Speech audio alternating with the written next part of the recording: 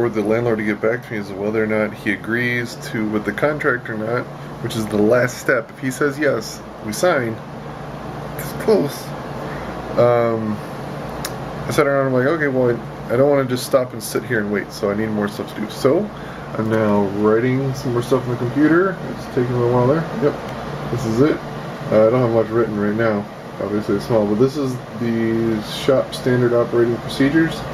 So this is going to be like how the shop should be run, from everything from how often windows should be cleaned to how customers should be treated, you know, days off, things like that. Like everything there is to know about how the company should be run, it's going to be in this document. So this way, when I open the shop, I can go to the shop manager or every employee and be like, look, here, you want to know, you know, when to clean everything? Here's the schedule. It's right in here. You want to know if you can put stickers in the window? Here it is. If you want to know if we can have a smoking section outside, it's right here. So this way, everything's written down so they know what all the rules are right up front. The main purpose of this is because I'm trying to create a turnkey solution for this entire business. That's what all these documents are for. Because I'm not trying to franchise it. I don't want to create, like, I don't want people to be able to, like, buy into it. It's totally be kept private, but I do want to open a second shop. And my goal is to have 3 shops within 5 years. So to do that, everything has to be run the exact same way and everything has to be perfect. And that's going to be really hard to do just by me saying, oh, let's just open a tattoo shop.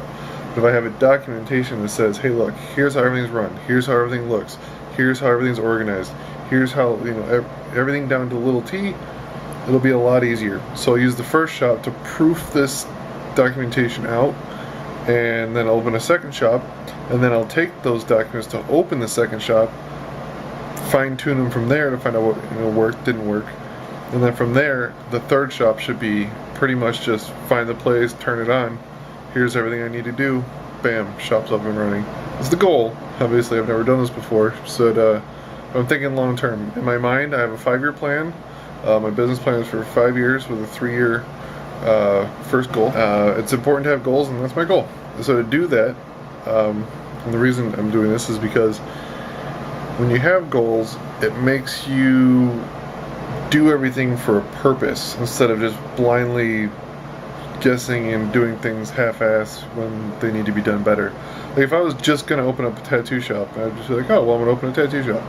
Well, I could probably hire some tattoo artists, buy some stuff, and now we'll figure it out as we go. Well, that's not conducive to being able to open three shops. So my long-term goal is to open more than one shop. So with that, I have to approach this whole thing differently. And the way that I like to do it personally when I have things like this is I start from the beginning as if I'm already at my goal. So I start as if I already have 5 shops. So if I have 5 shops, how do I get them all to function the same way? How do I get them to look the same way? How do I get them to create the same results, you know, for no matter where they're opened up? And to do that, you have to have very good set of rules and guidelines and policies in place. Now it sounds all, you know, corporate hit and, you know, a bunch of bullshit, but that's how it works.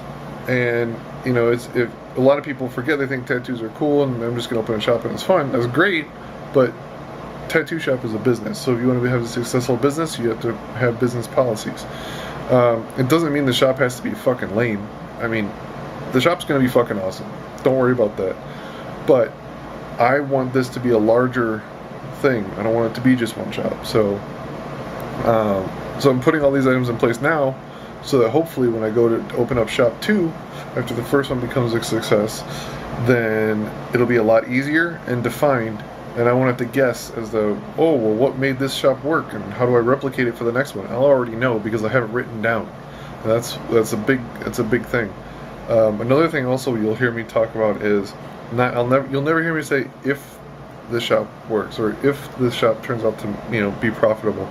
That's negative thinking. It's always about positive attitude and positive thinking. So to me, it's obviously going to be successful. It's going to take time, but it's going to be successful. And then once it's successful, I'm going to do it again and again and again and repeat it over and over and over.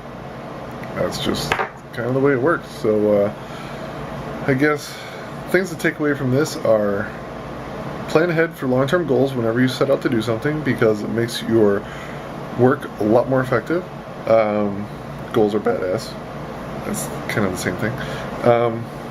And positive thinking. Always think you're going to be successful because you're the only person that's going to stop you. So if you think you're going to fail, you're going to fail, and it'll be your fault. But I don't think that way. I always think success. Always. You should too.